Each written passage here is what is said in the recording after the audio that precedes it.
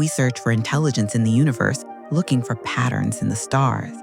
We search for it in our machines, writing code in the hope of seeing a reflection of ourselves.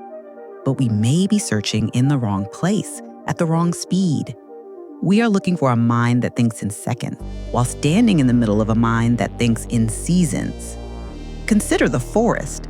We see it as a collection of individual trees, a passive, beautiful backdrop for our own stories. What if the forest is not a place, but a single, vast organism? A distributed consciousness with roots for neurons and fungi for synapses. Its memory is not stored in a brain, but in the rings of its trees, a living library of drought, fire, and flood, written over centuries. It doesn't think in words. It communicates in a language far older, a silent, complex conversation of chemicals and hormones sent through the air and soil, a network that warns of danger. When one tree is attacked by insects, it releases airborne pheromones, a chemical scream that tells its neighbors to raise their defenses, to make their leaves bitter and toxic. It's a shared immune system stretching for miles.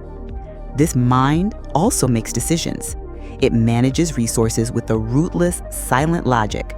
Through the wood wide web, a symbiotic network of underground fungi, a mother tree can shuttle carbon and nutrients to its struggling offspring, nurturing the future of the collective.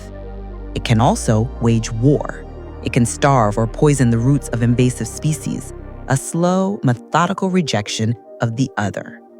It is a mind that operates without a central command, a single intelligence arising from the cooperation of millions of individual agents. It thinks in sunlight and shadow. It speaks in pollen and decay.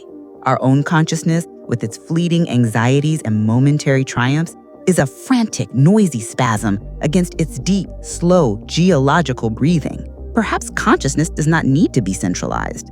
Perhaps it can be distributed, woven into the very fabric of an ecosystem. What if the oldest, largest, and most successful minds on this planet are not the ones who walk upon the land, but the ones who, for millions of years, have simply been the land?